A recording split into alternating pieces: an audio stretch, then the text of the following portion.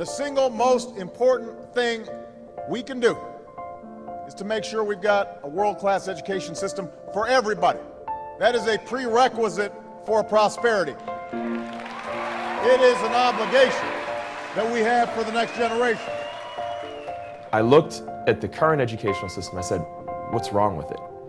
And the biggest problem that I found was it didn't know how to motivate kids. Every person alive, it's in our DNA to be motivated. I think the current model, and I'm not picking out any players, the current model is just really good at squashing that motivation. How can you make that 9-year-old sit in a class and say, do me 17 times tables? What for?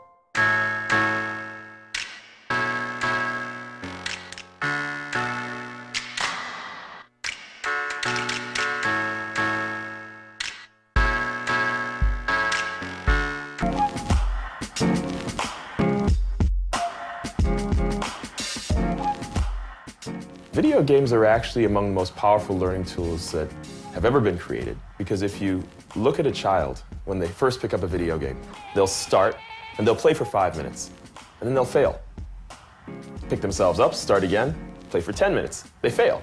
And they will do this 500 times before they finally succeed and master the video game. Learning things all along the way, completely self-motivated.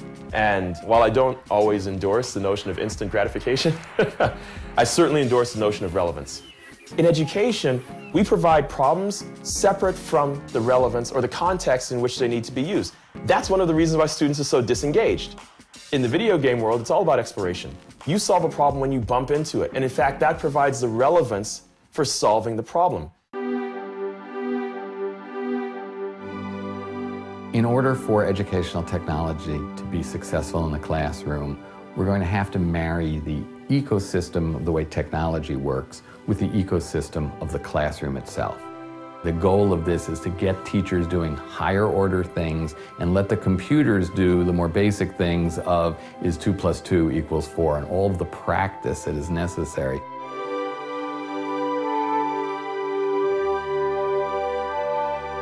We want technology that helps us create an environment where students are active and engaged, not just in memorizing facts, but in working with faculty to really create knowledge. Something like the iPad application for anatomy, I think is going to help them learn more efficiently because it gives them information when they need to know it. And one of the principles of adult learning is you should learn something when you have a reason to learn it. To begin, connect us together. We think there's a blurry line between play and learning, and that there should be an even blurrier line between those two things. When a learning experience is playful and exploration-oriented, it puts people's minds into a relaxed state where learning actually can happen the easiest. I think the future of learning is really to add a new dimension to learning, which is the dimension of collaboration. Collaborative Classroom is a place where people can share ideas that they may not have felt comfortable sharing in class. There's always some kids that are shy or they don't want to raise their hand in class, and when you're told to do it at home, you can actually see their opinions and you get to know them as a person better. How do you motivate a kid? How do you keep a kid engaged? How do you keep them interested? That is all psychology. When the gamers went and they created the best video games that ever existed, they didn't sit down and say, hey, you know, what is the cognitive science behind this? They didn't do that. They just did it. They created it.